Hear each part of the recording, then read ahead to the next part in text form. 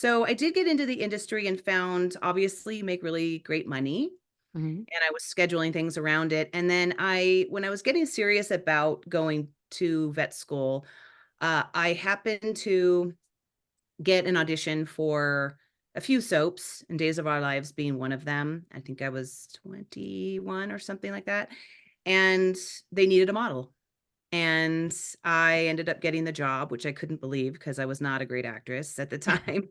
And I ended up getting it. And they were still doing those really big auditions, like nationwide and big cities auditioning for Mhm. these characters. So I really couldn't believe that I got it. So I dropped everything that I was doing because my brother gave me great advice that school's not going anywhere. You should take this, save your money, and then you can always go back to school. So, long story short, I stayed on the show, my whole life. I went to acting school for 13 years until my daughter was born. Stayed in class. Just it's not easy staying on a soap opera because you really have to get the fans on your side. You really have to, create a big fan base. And I think that was my goal. I always asked for advice, I always asked for help because I didn't Uh-huh. really know what I was doing, and such wonderful women and stage managers helping me out to say, "This is the things that you need to do and what you need to work on to, create longevity on the show," and so that's what I did, and been on the show ever since then. I took 2 breaks, one in 2008 and then one in 2017 or 18, can't remember Mhm. exactly, 2018, I think. 2 short breaks. But other than that, this character, and I am proud of myself, I have to say, my character actually doesn't have any strong, bloodlines. There's the Demiras and the Hortons, and the Kyriakises, and I'm married into those families, but my character is kind of a lone wolf. So I'm proud of that work, Mhm. that I created with the fans, and that the fans have appreciated this character so much. I'm curious how it's changed from when you first started and then the arc of the character all the way until, recently. Was it a little part back then and then they started to see that you could really develop this character and they started writing different scenarios? Like how does that work in daytime television? Is it always changing? Are you always wondering how the character's lifespan is going to go? Yeah, there's always a question about your lifespan. I never assumed that I was gonna get a pickup, Mm, and I think that it saved me a little bit because as an actor, you're really driving yourself to, consistently want to work, and it can also be a detriment to your auditions. So, mm. and some people are really great at auditioning and then not great in front of the, camera and creating story, or vice versa. Like I am terrible at auditioning, but you give me the meat of the job and I'm really good at it. Yeah. And so, but so when I started this job, my character was supposed to be a love interest for Jensen Ackles' character on the show, which is Eric Brady, when he was originally on the show. So that love story started, and then this immediate fight between Ali Sweeney's character, Sammy Brady, and mine started, and we it was really fun. It was really fun the way they wrote these 2 characters and the fighting, and we actually created, as years went on, we created our own name, which became Soul, which was Sammy and Nicole, Sole, and I think we just created this wonderful base who just loved watching these 2 characters fight. So not only did we I created a love interest with Jensen's character Eric, which is now played by Greg Vaughn. Mm. I was able to do that with female characters as well. And if there was any ever advice I'd give to actors is make sure you have chemistry with everybody. It's not necessarily sexual chemistry that you're looking for. It doesn't matter what kind of friendship or what kind of chemistry you're creating. It's just find something about Yeah. the other character so you can create longevity and wherever you're working as an actor. Right.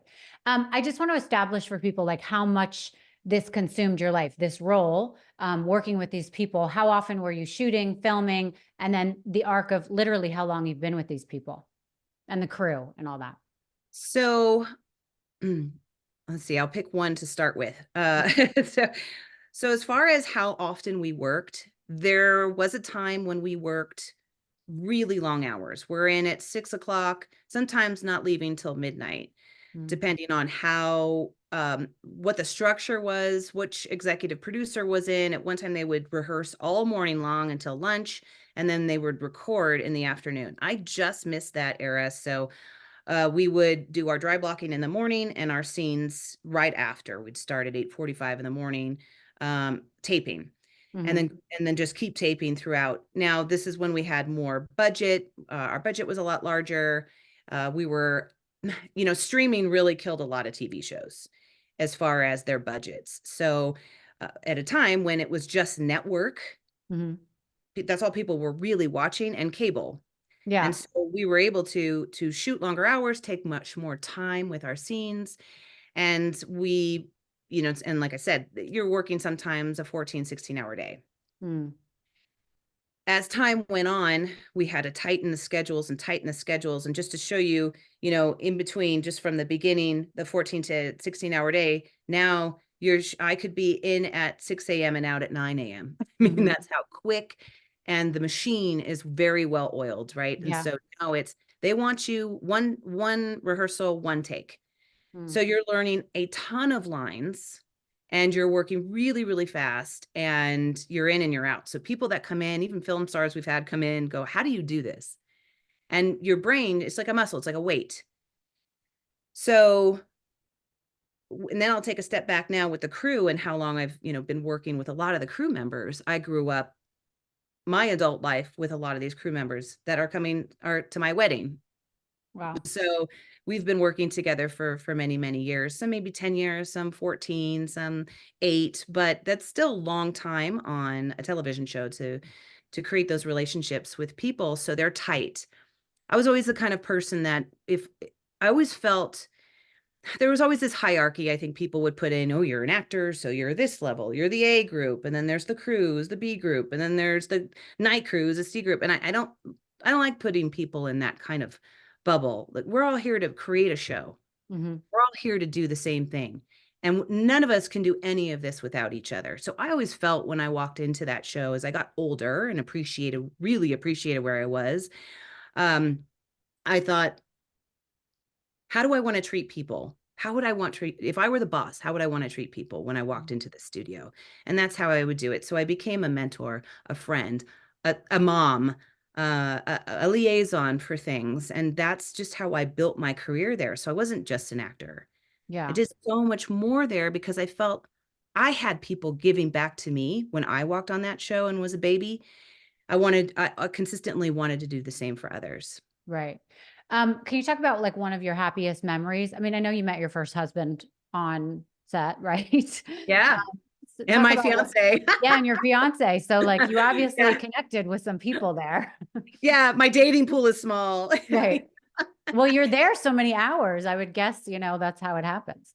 It was my second home. Yeah. It was my second home. I did a lot there. I think a lot of some of my favorite memories, of course, on camera. I will say my favorite on camera memory working with John Aniston. Those scenes and these two characters were supposed to be a May December romance, and we it turned out to be more of a comedy relationship. And one of my favorite times with him, and John Aniston is just a clever, clever man, and he had such a dry sense of humor and told wonderful, wonderful jokes. But there was a scene where he's locking my character up. He's just doesn't want. He won't let us get divorced, and I'm trying to climb out my window, and he catches me. And instead of pulling me in, he pushes me out. And it was something we worked out together. And it was so funny because nobody expected him to push me out the window. And, that was a time we had a little more time to kind of play and have fun with our scenes. I think those were my favorite times on the show, but also off camera. My fiance and I held a lot of uh, parties either after hiatuses or going into the holidays. We did the Christmas party for about 10 years, and we started doing them a little bit at the studio when we were allowed to, and then we would move them off campus to restaurants, and then eventually doing them at our house. And I just felt that you have 60 to 80 people coming to your home. That says a lot about you, that they want to Right. be there. I would have, a bouncy house out in the front and silly little things for everybody just to really, really enjoy time off and just have a good time and be together and know each other on a different level than just work.